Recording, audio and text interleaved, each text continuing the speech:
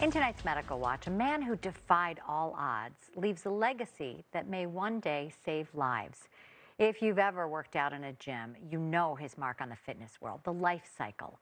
Augie inspired millions across the country to exercise until his own muscles, including his heart and lungs, stopped working due to the ravages of ALS. Augie lived with ALS for 18 years, when the life expectancy is typically 2 years. And now in death, his quest for a cure continues.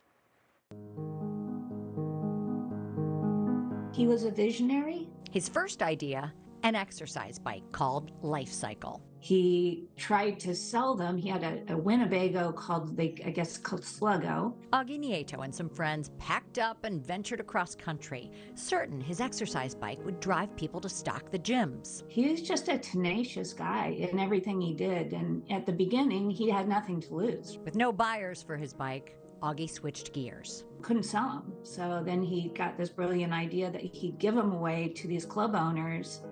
And once they knew the product, then they became customers after that. Fast forward. You probably see his exercise equipment in nearly every gym you go to. He showed them off to Arnold Schwarzenegger as he celebrated his success. Augie was strong, and with the love of his life by his side, he knew his future was bright. He had a great sense of humor.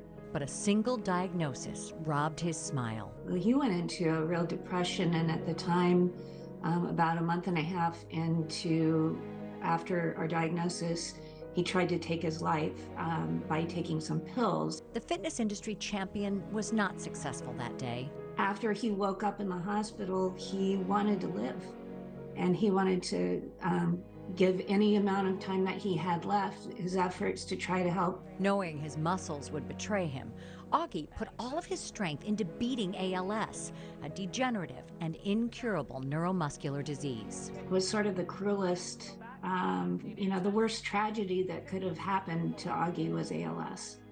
On the other hand, it was also his greatest victory. As muscle tissue began to break down, soon Augie could no longer stand tall. Everything was thought about in terms of when Augie dies. At the hospital, I was able to hear most of what was said in my room. I had the surreal experience of being at my own memorial service. I realized I was loved. But he chose to live and thrive. He's taken all his marketing capability and sales capability and said, boy, this world of research is screwed up, and we can do it better. An amazing entrepreneur continues to be that amazing entrepreneur, and 10 years ago we were diagnosed with ALS. The fundraiser's built in a national effort, but where would the money go?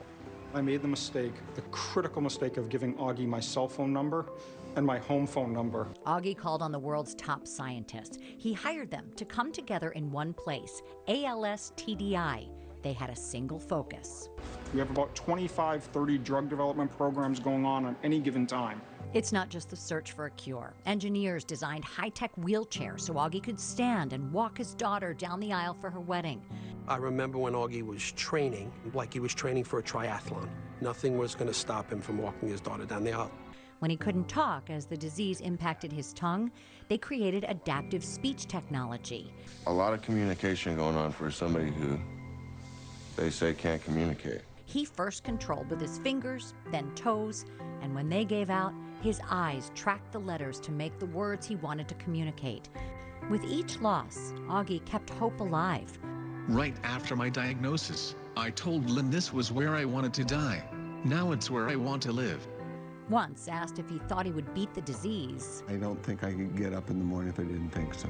From success to significance, his life's mission emblazoned on the life cycle. He knew that he needed to change the landscape of ALS from one of hopelessness to one of hope. He wanted to make certain that other families didn't have to go through what our family and so many other families with ALS have gone through. Right now, I have a hard time even envisioning that we were doing that for 18 years. After a series of health crises and painful ailments, Lynn arrived at the hospital. Where I would normally kind of sit and look at his charts, and so when the doctors rounded, I'd have all my questions ready, and he said, no, come here.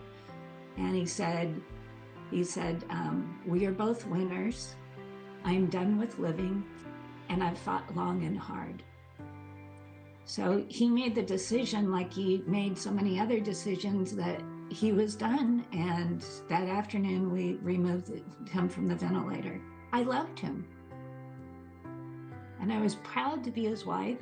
On the day he left his body behind, I promised him that we all collectively, myself included, would continue on this quest until we're successful.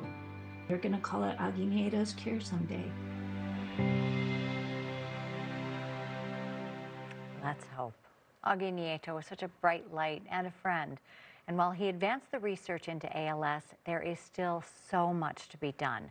Augie's quest continues. If you'd like more information, we have that on our website.